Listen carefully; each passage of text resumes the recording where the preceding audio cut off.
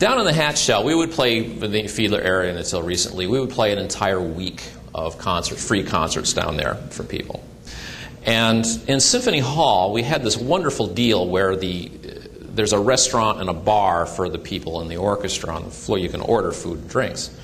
But we had access to the food in the bar backstage, and we only had to pay like 30 cents on the dollar for what you outsiders had to pay, so it was a pretty good deal. So the way it would work is you'd play the first half Academic Festival Overture, Washington Post March, whatever.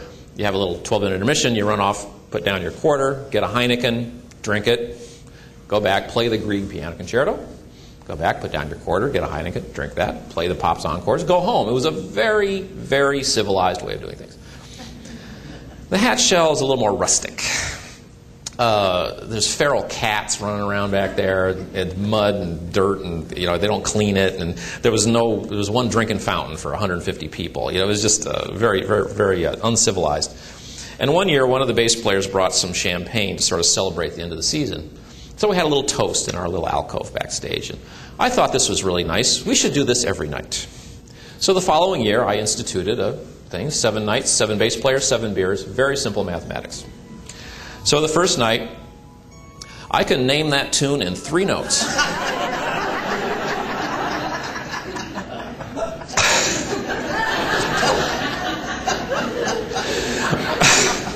Sorry.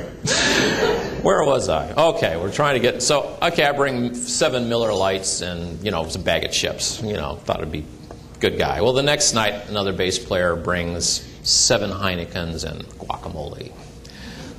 The third night, well, it's Dortmunder Special Export and lobster.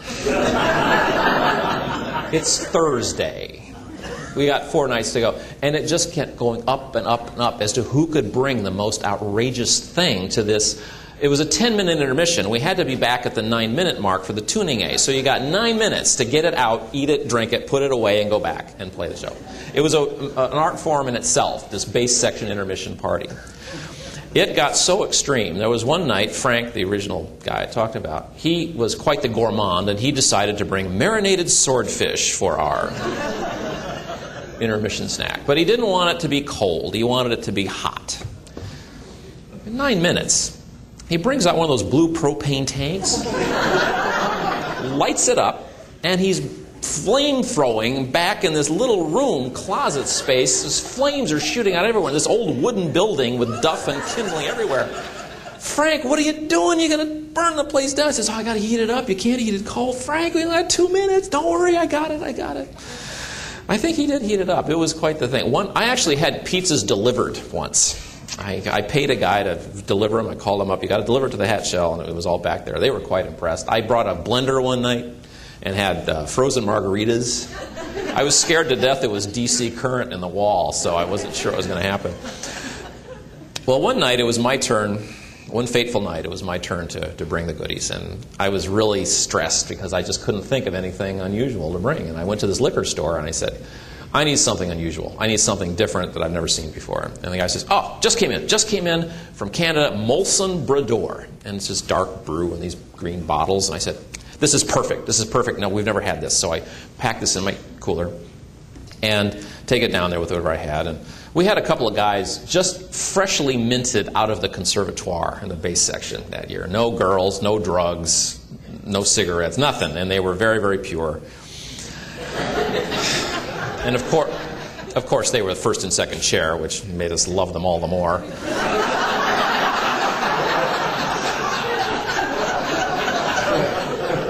You know what I'm talking about. So we play the first half, I don't know what it was, and we run backstage. And of course, everyone is eagerly, what does Justin have in his little magic cooler? And I bring this out. Look what I got, Molson Brador. And I pop it. We had a drill, we pop it open. Musicians were right on time. And click, click, click, here you go. And we put some pressure on these guys to, come on, be a man, drink your beer. Anyway, it was hot. There's spiders everywhere, and those heat lamps are shining on your black tux pants the whole time. Oh, it's what I suffer from my art. Anyway, we chug this thing down and eat whatever I had, and we go back out on stage. Now, I didn't know it then. I know it now. Molson Brador is not beer. It was malt liquor. Didn't say that on the thing, but my music stand is doing this.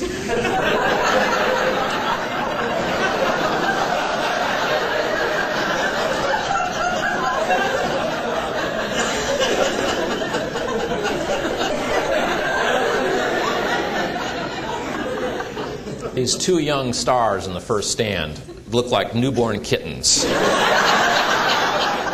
They can't even keep their eyes open. They're just going, "Isn't the star beautiful tonight?" Well, it's a bass. You know, you can play the bass. It's not like you're operating heavy machinery.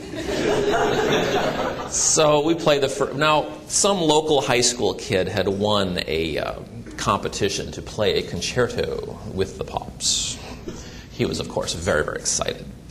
So he's up there in his brand new white tuxedo as well. And, well, we play the first movement. That's okay. Now, I usually do this talk to non-musical crowds, but this is wonderful. You guys are going to understand, and you're going to get this concept. The middle movement of the Hummel Trumpet Concerto, as I recall, is in the key of C flat. Now, for any publishers who are here, don't do that.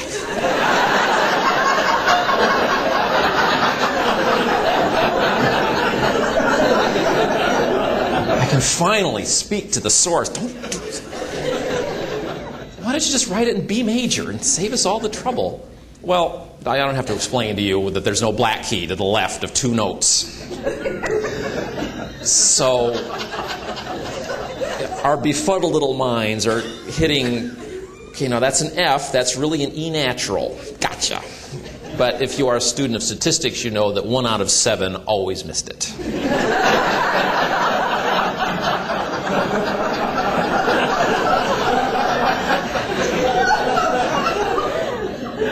And of course, this sounds like an elephant who got his free burrito from the World Series.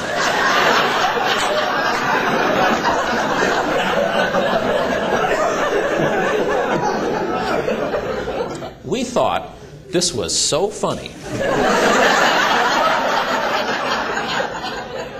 And we'd just get our act together and stop laughing, and someone else would play an F natural, and it would start over again. They're like, "Oh, that's so funny." So, well, the real problem, because you couldn't hear this outside this section, you know, basses play out of tune anyway, who cares, but they had put the basses dead center that year, not off to the side. And so we were right in line of sight with a conductor. And a conductor who will remain nameless. It was Harry Ellis Dixon. Of course, he sees us laughing. He doesn't hear the wrong notes, but he sees us laughing.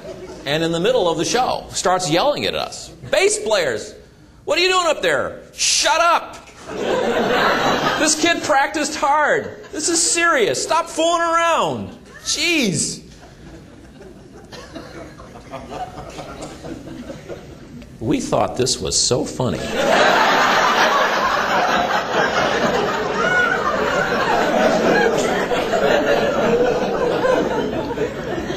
And you could see this high school kid with his eyes this big saying plaintively, "This is the Boston Pots?" The bases were loaded.